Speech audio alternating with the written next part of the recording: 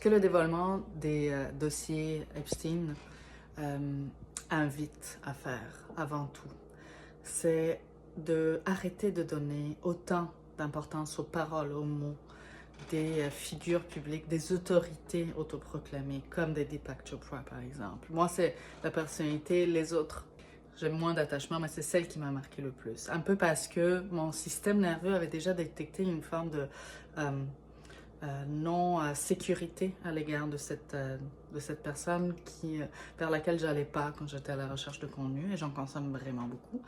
Un peu parce que lui-même, il se dit gourou. Déjà, arrêtez de voir des personnalités juste parce qu'elles ont une autorité, donc elles sont connues comme étant plus importantes que notre propre discernement intérieur, que ce que nous en croit. On peut aller prendre de l'information, mais que ça reste au niveau de l'information et qu'on aille en chercher d'autres ailleurs aussi. C'est pas le seul qui parle de féminin sacré. Il y en a plusieurs, c'est pas lui qui l'a inventé non plus. Ce qu'on veut ici, c'est de prendre le contenu et de voir comment ça répond, ça résonne en fait dans notre système à nous, dans notre système nerveux. Le féminin qui existe dans les hommes et les femmes, on est d'accord que les femmes le connaissent un peu plus quand même. On est d'accord qu'on serait mieux placé pour donner un aperçu de ce que c'est, pour le montrer, pour l'incarner.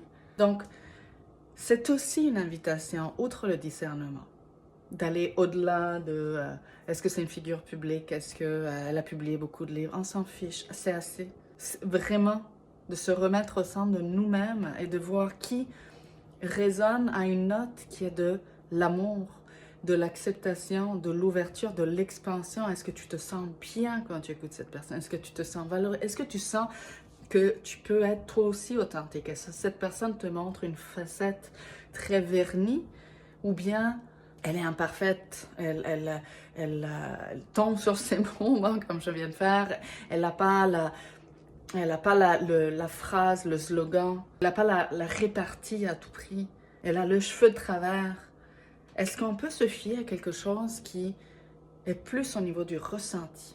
Donc, aller chercher des figures qui s'expriment publiquement, qui ont une fréquence qui est celle de l'authenticité.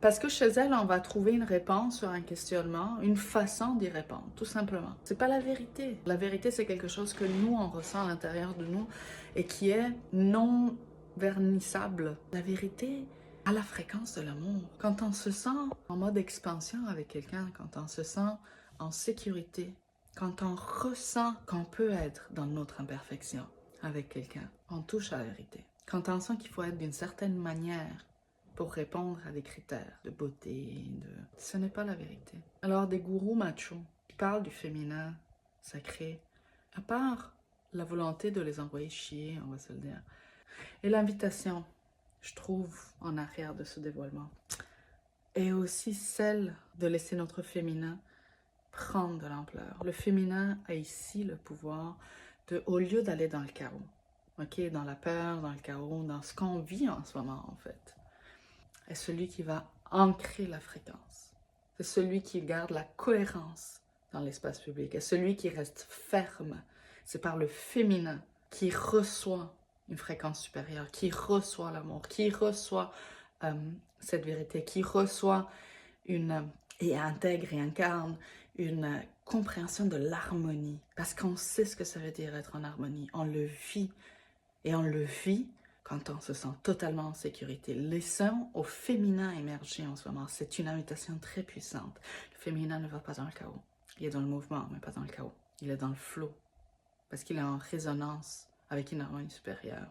C'est ça le féminin. Ok? Donc en ce moment où tout le monde panique, où on ne sait plus qui devrait être une figure de référence, on devient notre figure de référence. On s'ancre à la terre et on reste ferme dans nos ressentis, dans nos intuitions, dans notre volonté de créer un monde qui est fondé sur les communautés, sur les cercles, et pas sur les hiérarchies, et pas sur la performance, et pas sur le devoir être d'une certaine manière, et pas sur les relations de pouvoir, et pas sur l'exploitation, mais sur le respect de ce qui est vivant. C'est ça l'invitation que moi je vois en arrière de toute cette situation aujourd'hui, de tout ce qu'on traverse. Et c'est merveilleux qu'on puisse vivre ce momentum.